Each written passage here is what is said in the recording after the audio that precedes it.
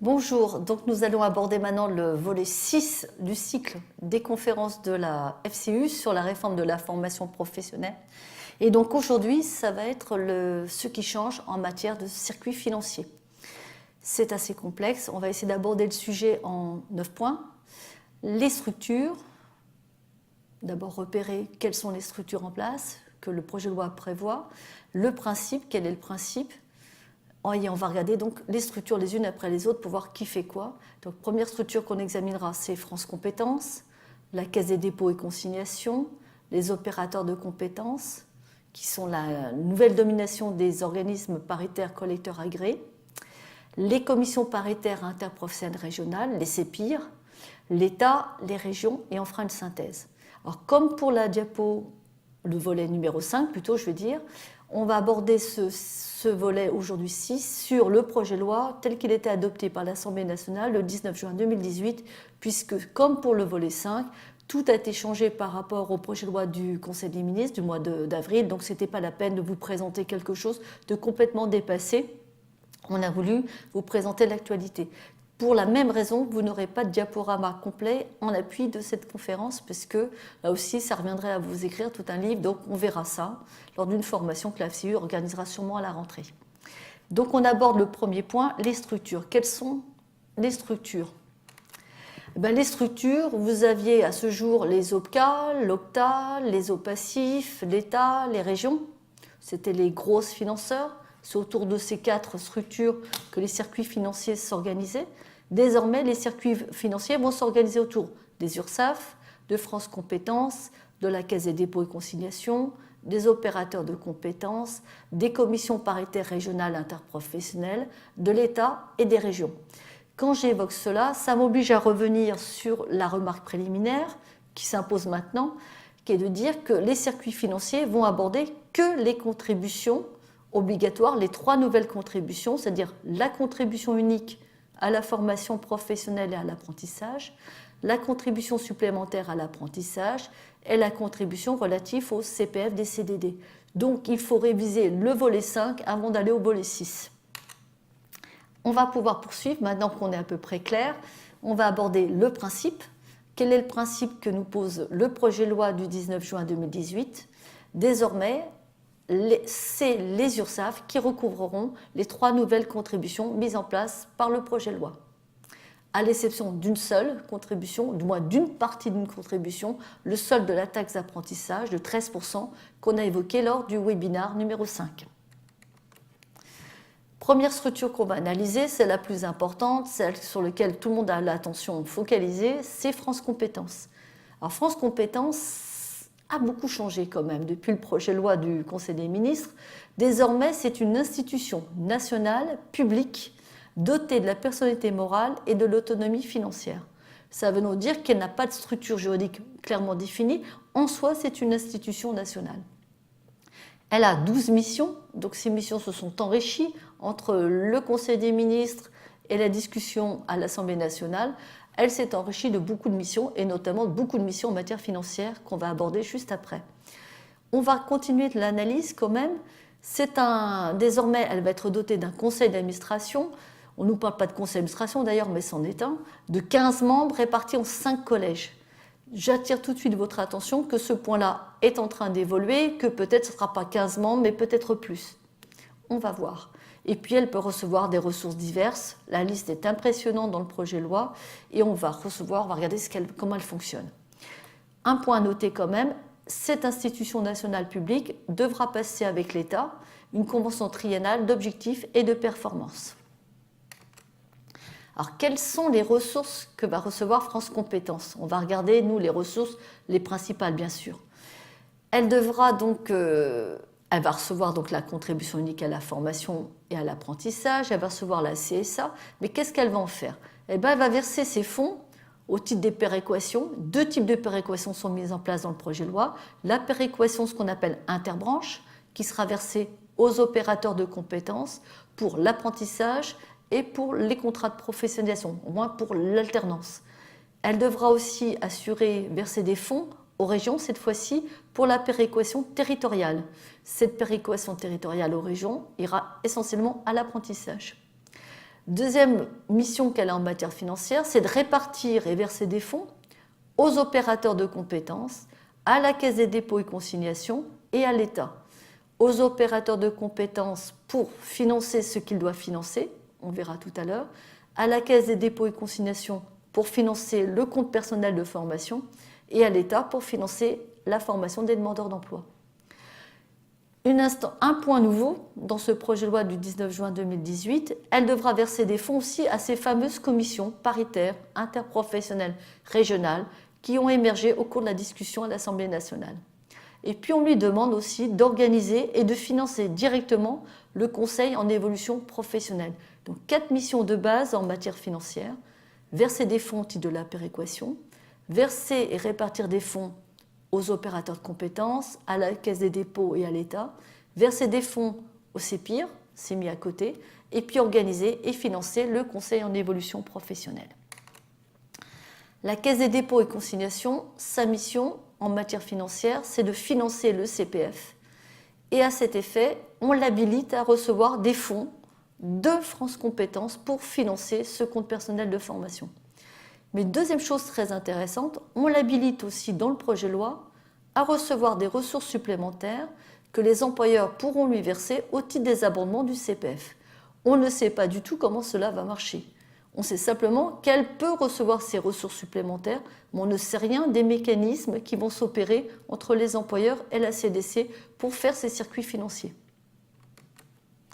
Comment la Caisse des dépôts et consignations va assurer le financement du CPF? On nous dit tout simplement dans le projet de loi, en faisant une prise en charge des frais pédagogiques et des frais liés à la validation des compétences et des connaissances. Alors, frais pédagogiques, on voit très bien ce que cela recouvre. Frais liés à la validation des compétences et des connaissances, ceci méritera éclaircissement parce que pour l'instant, cette notion n'est pas définie. Juste à noter qu'il y a une règle particulière qui est fixée dans le projet de loi pour le CPF qui sera mobilisé par un demandeur d'emploi. On le signale aujourd'hui, mais on reprendra ça quand la loi sera votée. Les opérateurs de compétences, que je n'appelle pas OPCO, parce que pour l'instant je trouve ce sigle assez infernal, on va appeler simplement opérateurs de compétences.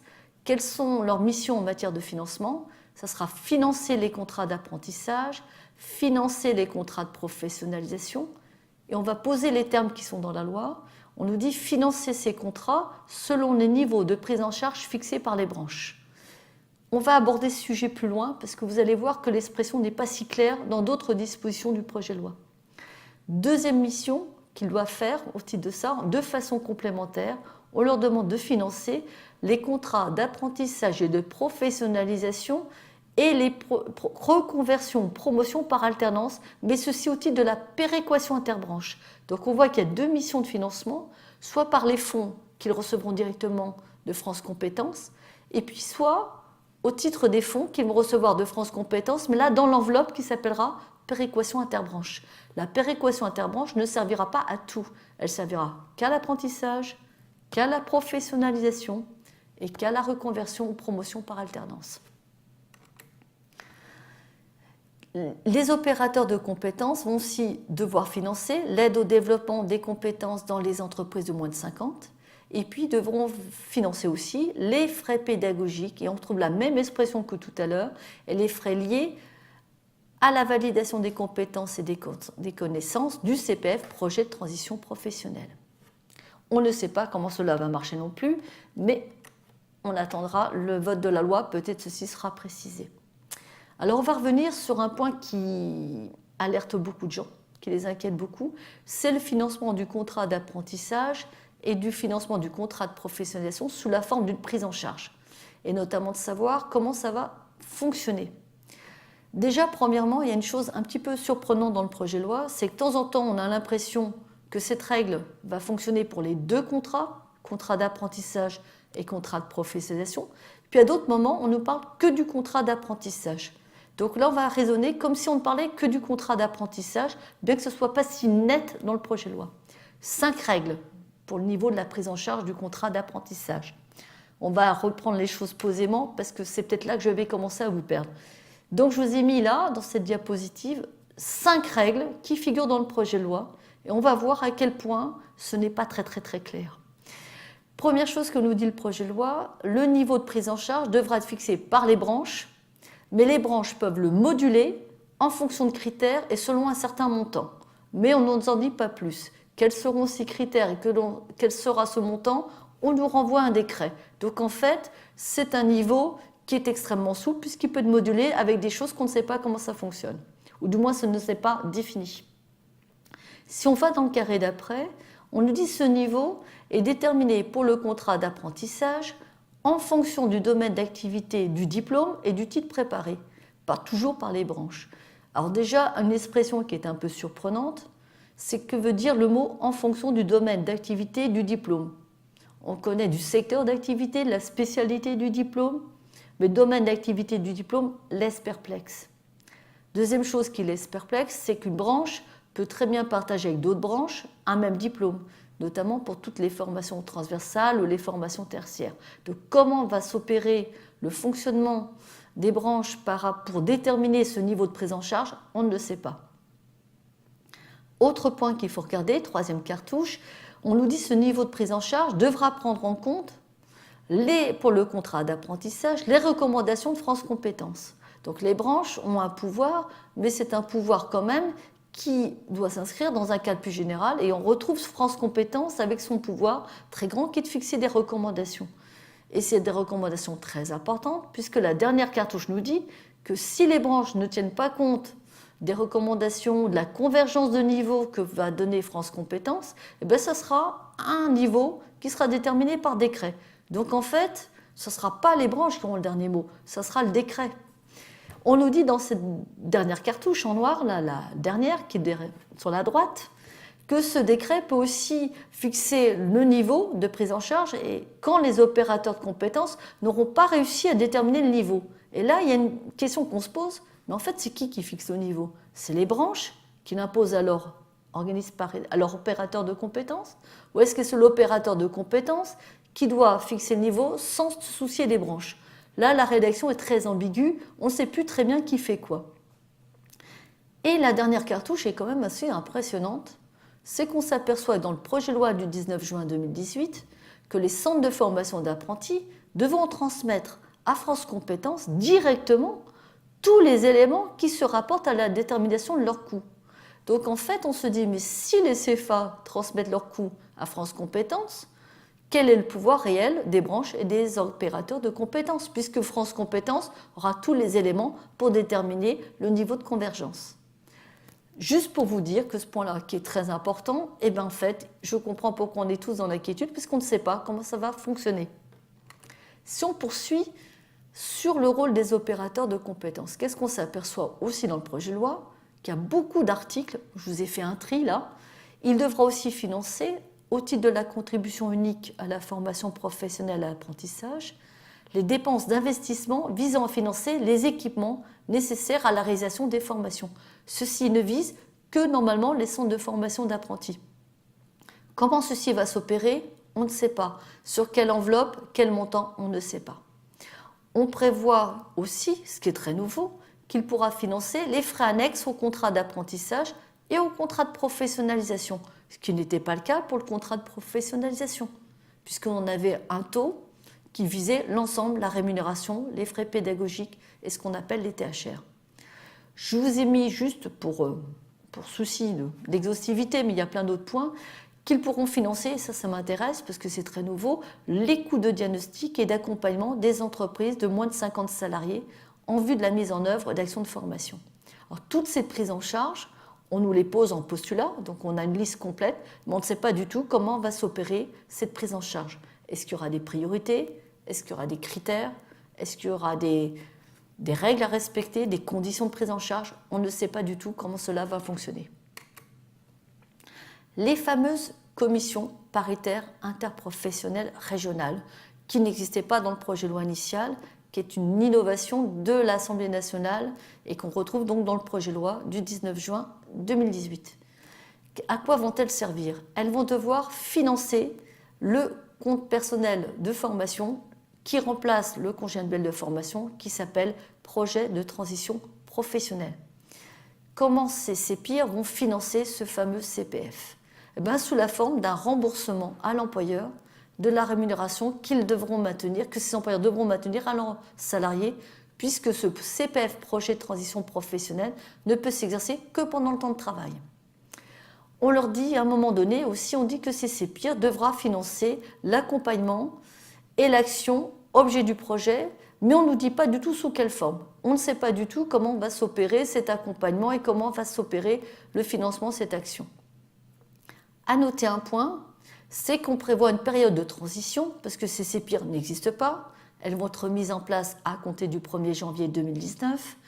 Il va y avoir un système très complexe d'agrément, c'est par le préfet de région, un temps de mise en place. Donc on nous dit, dans le projet de loi du 19 juin 2018, qu'entre le 1er janvier 2019 et le 31 décembre 2019, ce sont les OPACIF qui vont financer le CPF, projet de transition professionnelle, lesquels OPACIF devaient mourir au 1er janvier 2019. Donc leur temps de survie est prolongé.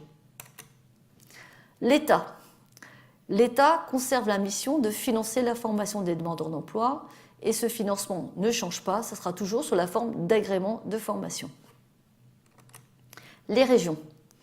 Les régions, 8e donc, structure qui nous intéresse, ça sera financé, et leur rôle est essentiel et a beaucoup changé, ça sera financé dans le cadre de la péréquation territoriale, les centres de formation d'apprentis, mais seulement quand des besoins d'aménagement du territoire et de développement économique le justifieront.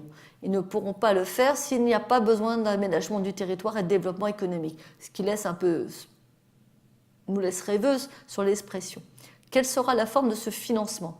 Soit majorer la prise en charge des contrats d'apprentissage qui sera fait par les opérateurs de compétences, qu'on a vu tout à l'heure, dépenses de fonctionnement, au titre des dépenses de fonctionnement, soit verser des subventions pour l'investissement. Alors les régions, un point qu'il ne faut pas perdre de vue, donc elles vont recevoir des fonds de France Compétences au titre de la péréquation territoriale, avec des critères qui seront définis, nous dit le projet de loi, suite à un dialogue de gestion. On ne sait pas quels seront ces critères et comment va s'opérer ce dialogue de gestion. Mais à côté, il ne faut pas oublier que les régions vont toujours percevoir, jusqu'à nouvel ordre, la taxe intérieure de consommation sur les produits énergétiques qui leur permettra, c'est une ressource propre, qu'elles pourront affecter toujours à l'apprentissage, sauf si le projet de loi de finances pour 2019 change les règles. Donc une petite synthèse, comme à chaque fois. Qu'est-ce qui va se passer? Donc, on va voir, donc, pour la collecte, ça sera l'URSSAF, l'instance principale. Pour la gestion et la répartition des fonds de cette collecte, ça sera France Compétences, son rôle. Et puis, qu'est-ce qui va gérer ces fonds? Eh bien, on va retrouver plusieurs structures. La Caisse des dépôts et consignations, qu'on a appelée CDC là, pour faire plus simple, pour le CPF. Les opérateurs de compétences pour tout ce qui concerne la contribution unique à la formation et à l'apprentissage, la CSA et le CPF des CDD. Mais le CPF des CDD, je suis en train de vous dire une bêtise, ça ira au CDC plutôt. Les régions, c'est la péréquation territoriale. L'État, c'est la formation des demandeurs d'emploi. Et les CPIR, c'est le CPF des projets de transition professionnelle. Vous voyez que même moi, je me suis trompée à ce moment-là. Ça vous montre la complexité des choses. Alors, on va essayer de se rattraper pour le dernier tableau de synthèse, parce que celui-ci est assez important et complexe. J'espère que je n'ai pas rien oublié. Donc on a l'employeur qui garde sa possibilité de verser 13% de sa taxe d'apprentissage à 12 bénéficiaires. Ça, on l'a vu dans le webinaire numéro 5. Le reste partira à l'URSSAF. L'URSSAF va tout reverser à France Compétences. Et France Compétences donc, va faire des petits pots. On va regarder. Premier petit pot, la région péréquation territoriale. Deuxième petit pot, la péréquation interbranche pour les organismes, les opérateurs plutôt de compétences, avec aussi des fonds propres, qui est la contribution unique à l'apprentissage et à la formation professionnelle, la CDC, la Caisse des dépôts et consignations pour le CPF, j'essaie de ne pas me perdre, l'État pour la formation des demandeurs d'emploi et les CPIR pour le CPF, pas pour le CPF, projet de transition professionnelle. Ce qui est très important dans cette diapositive, outre la complexité du schéma, c'est de voir que les opérateurs, les CFA, les centres de formation d'apprentis, les organismes de formation, vous allez arriver en dernier temps, vous allez avoir devant vous l'URSSAF, France Compétences, les OCA, l'État ou la CDC ou les régions. ou là c'est pire, j'essaie de n'oublier personne, et c'est seulement à ce moment-là que vous allez recevoir l'argent. Donc dans cette contribution, dans ces 3 contributions, vous allez fonctionner toujours sur une 4e position, jamais en premier lieu. Donc la question qui va se poser pour vous, c'est comment je me positionne sur ce marché qui est extrêmement réglementé et extrêmement compliqué. À quel moment les fonds vont m'être attribués et selon quelle modalité. Prochain rendez-vous, donc ça sera la réforme de la formation, volet 7. Nous aurons terminé le cycle des conférences de la FCU et on abordera les dates d'entrée en application. Donc je vous dis à bientôt.